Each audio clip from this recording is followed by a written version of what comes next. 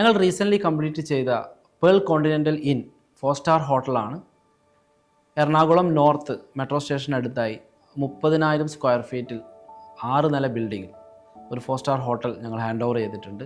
വളരെ ചാലഞ്ചിങ് ആയിട്ടുള്ള ഒരു പ്രൊജക്റ്റ് തന്നെയായിരുന്നു അത്. 15 വർഷത്തോളം പഴക്കമുള്ള ബിൽഡിംഗ്, അതിനെ ഒരു കാറ്റഗറികളൊന്നും ഇല്ലാതിരുന്ന ഒരു ബിൽഡിങ്ങിനെ 4-സ്റ്റാർ കാറ്റഗറിയിലേക്ക് കൺവേർട്ട് ചെയ്യുക എന്നുള്ളതായിരുന്നു ക്ലയൻറ്റിൻ്റെ റിക്വയർമെൻറ്റ്. സോ അത് തന്നെയായിരുന്നു നമ്മൾ ത്രൂ ഔട്ട് പ്രൊജക്റ്റിൽ ഫേസ് ചെയ്തുകൊണ്ടിരുന്ന ഒരു ചാലഞ്ചസ് എന്ന് പറയുന്നത്. അതിൽ എക്സാമ്പിൾ പറയുകയാണെങ്കിൽ ഒരു സ്വിമ്മിംഗ് പൂൾ ആഡ് ഓൺ ചെയ്യണം. അതുപോലെ തന്നെ റെസ്റ്റോറൻറ്റുകളായാലും കോൺഫറൻസ് ഹാളുകളായാലും സ്പാ ഏരിയകൾ, അതൊക്കെ ഒരുപാട് റിക്വയർമെൻറ്റുകൾ ക്ലയൻറ്റ് സൈഡിൽ നിന്ന് വരുന്നുണ്ടായിരുന്നു. സോ ഈ പഴയ ബിൽഡിംഗ് ആയതുകൊണ്ട് തന്നെ അതിൽ സ്പേസ് മാനേജ്മെൻറ്റ് ചെയ്തുകൊണ്ട് ഇതിനെ ഇംപ്ലിമെൻറ്റ് ചെയ്യുക എന്നുള്ളത് തന്നെയായിരുന്നു നമ്മുടെ ചാലഞ്ച്. സ്വിമ്മിംഗ് പൂൾ, വളരെ നല്ല രീതിയിലൊരു സ്വിമ്മിംഗ് പൂൾ ബിൽഡിങ്ങിനോട് അടുത്ത് തന്നെ ആഡ് ഓൺ ചെയ്ത് അതിന് പ്രോപ്പറായിട്ടുള്ള ഫൗണ്ടേഷൻസും കാര്യങ്ങളും കൊടുത്തുകൊണ്ട് ഒരു സ്വിമ്മിംഗ് പൂൾ ആഡ് ഓൺ ചെയ്യാനും, അതുപോലെ തന്നെ പ്ലെയിൻ ആയിട്ടിരുന്ന ഒരു സ്പേസ് ആയിരുന്നു 6th ഫ്ലോർ, ഓപ്പൺ ടെറസ് ആയിരുന്നു ആദ്യത്തെ ബിൽഡിംഗ് കൺസ്ട്രക്ഷനിൽ.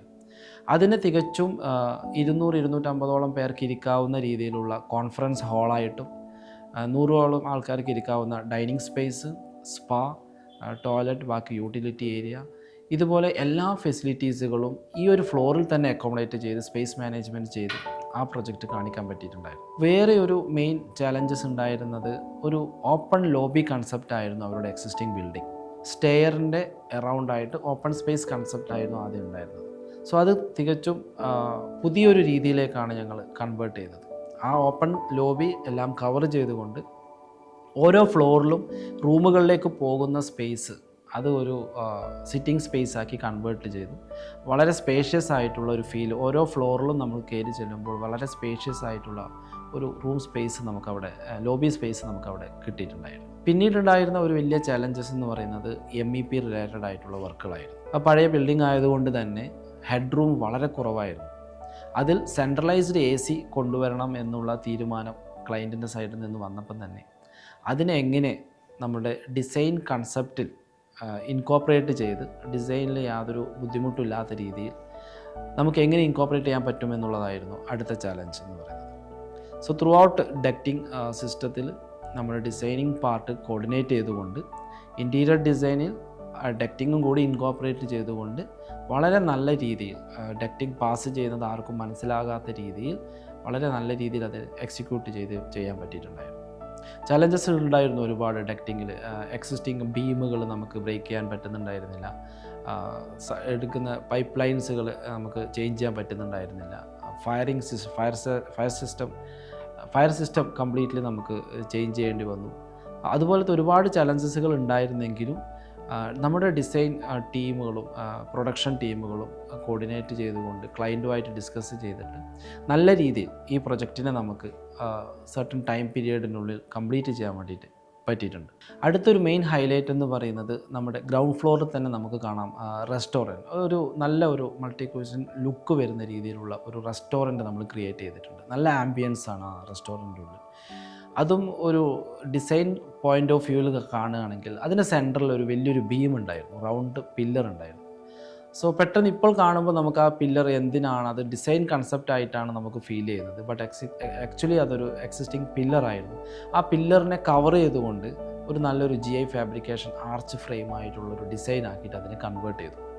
അപ്പോൾ ആ ഒരു ആംബിയൻസ്, ഒരു നല്ല വാം ആൻഡ് കൂളായിട്ടുള്ള ഒരു ആംബിയൻസ് ആ ഒരു റെസ്റ്റോറൻറ്റിന് എൻട്രൻസിൽ തന്നെ വരുന്ന, ഗ്രൗണ്ട് ഫ്ലോറിലുള്ള എൻട്രൻസിൽ വരുന്ന റെസ്റ്റോറൻറ്റിന് നല്ല രീതിയിലൊരു ചേഞ്ച് ചെയ്യാൻ വേണ്ടി പറ്റിയിട്ടുണ്ട്.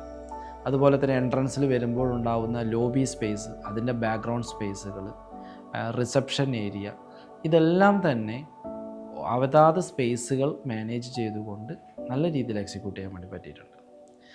പിന്നെ കസ്റ്റമൈസ്ഡ് ഡിസൈൻ, എല്ലാ ഭാഗങ്ങളിലും നമുക്ക് കസ്റ്റമൈസ്ഡ് ഡിസൈനാണ് ചെയ്യാൻ പറ്റിയിട്ടുണ്ടായിരുന്നത്. കാരണം പഴയ ബിൽഡിംഗ് ആയതുകൊണ്ട് തന്നെ സ്പേസ് മാനേജ്മെൻറ്റിൻ്റെ ഇഷ്യൂസ് ഉണ്ടായിരുന്നു. കസ്റ്റമൈസ്ഡ് ഡിസൈൻ എന്ന് പറയുന്നതിൻ്റെ ഏറ്റവും വലിയൊരു എക്സാമ്പിളാണ് അവിടുത്തെ ഷാൻലിയർ ലൈറ്റുകൾ. കാരണം ഞാൻ നേരത്തെ പറഞ്ഞതുപോലെ തന്നെ ഹെഡ് റൂം കുറവായതുകൊണ്ട് ഷാൻലിയർ ലൈറ്റ് നമുക്ക് പ്രോപ്പറായിട്ട് പ്ലേസ് ചെയ്യാൻ പറ്റുന്നുണ്ടായിരുന്നില്ല. അതുകൊണ്ട് തന്നെ കസ്റ്റമൈസ്ഡ് ആയിട്ട് ഹാങ്ങിങ് ആയിട്ടുള്ള ഓരോ ഇൻഡിവിജ്വൽ ലൈറ്റ്സുകളും നമ്മൾ കസ്റ്റമൈസ് ചെയ്തിട്ടാണ് ഷാൻലിയർ പ്ലാൻ ചെയ്തിട്ടുള്ളത്. അതിപ്പോൾ ഫൈനൽ ഔട്ട്പുട്ടിലേക്ക് വരുന്ന സമയത്ത് ആ ഷാൻലിയർ ലൈറ്റ്സ് നല്ല വേവി ആയിട്ടുള്ള ഷാൻലിയർ ലൈറ്റ് നല്ല രീതിയിലൊരു ലുക്ക് നമ്മുടെ ആംബിയൻസ് കിട്ടിയിട്ടുണ്ട് ത്രൂ ഔട്ടായിട്ടുള്ളത്.